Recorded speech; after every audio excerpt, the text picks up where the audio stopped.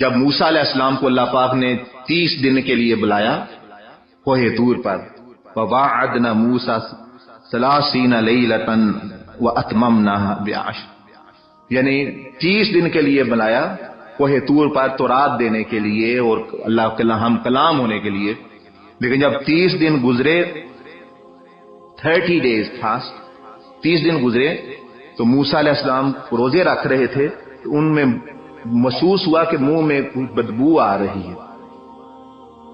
They felt that there is some kind of smell coming out because of the stomach being.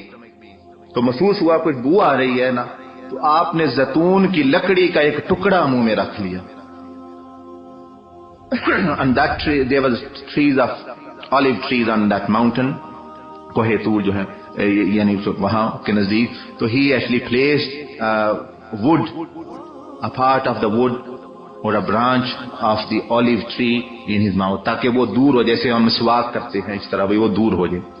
تو اللہ نے وحی بھیجی، اللہ تعالیٰ نے ارشاد فرمایا موسیٰ کیا تم کو معلوم نہیں کہ روزہ دار کی منہ کی بو تو اللہ کے نزدیک مشک کی خوشبو سے بھی زیادہ پاکیزہ ہے.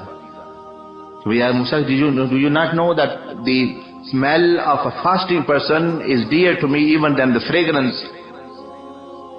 پھر اللہ تعالیٰ نے فرمایا اب 10 دن اور روزے رکھیے، 10 دن اور گزاری. قرآن مجید میں یہ ہے کہ اللہ پاک پھر 40 دن ٹھہرایا حضرت موسیٰ کو.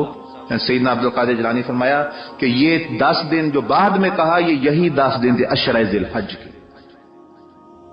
ذی القعدہ میں انہوں نے پورے مہینے کے روزے رکھے 30 دن، اور پھر 10 دن اللہ پاک نے فرمایا یہ اتنے بابرکت دن ہیں، آپ 30 دن کے لیے بلایا تھا لیکن یہ 10 دن بھی میری بارگاہ میں ٹھہرو.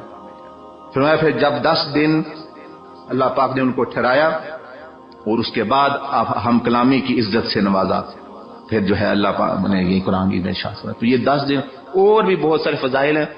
کل بھی میں نے بیان کیا تھا پرسوں کہ عقل مند کے لیے اشارہ کافی ہے اور بیوقوف کے لیے جوتے بھی کافی نہیں، نہ ہی ڈنڈے کافی ہے. اس کو سمجھ نہیں آنی سوائے جب تک وہ کہیں جہنم میں نہ جائے. لیکن جو ہے عقل مند جو ہے بندہ، سمجھنے والا بندہ، بات سمجھنے والا تھوڑی بہت بھی، اس کے لیے 1-2 احادیث بھی کافی ہیں. جب رسول اللہ صلی اللہ علیہ وسلم کا ارشاد آ گیا تو وہ سمجھتا ہے کہ بس اب میں عمل کروں، اب سنوں نہ، اب عمل میں شامل ہو جاؤں.